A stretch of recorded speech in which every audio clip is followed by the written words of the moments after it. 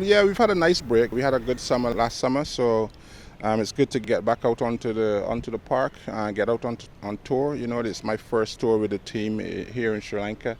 We've had a really good week leading up to it. The guys have been hitting a lot of balls and stuff like that, so we feel quite ready, you know, for the challenge of trying to win a series over here. I'm feeling quite good. So far so good. We've played a warm-up game, a bowled there. All the seamers bowled 12 overs and been bowling in the nets, quite long spells, and now again today. So yeah, all is well. Happy at the moment. Yeah, I think so. I think like stress reaction or stress fracture is very common when it comes to bowling.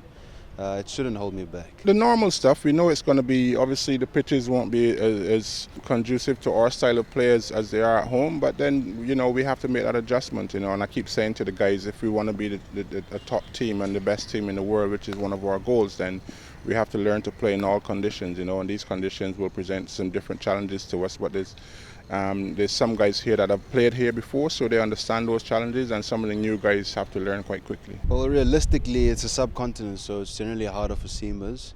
But at the end of the day, we've got a role to do. We've got to play a role wherever you are in the world.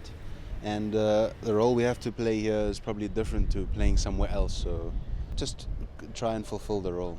I got a sense of how to bowl here. And yes, it's always nice to have experience like that. Obviously, there's not much movement, not much bounce, so you have to get your wickets differently. Not much pace, so you get a lot of wickets in front of the batter, not really behind the batter.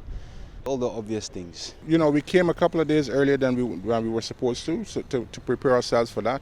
And the guys are fit anyway, you know. We've done a lot of fitness testing back at home, and the guys were training back at home before we got here, so we feel quite prepared both physically and mentally for the challenges of Sri Lanka.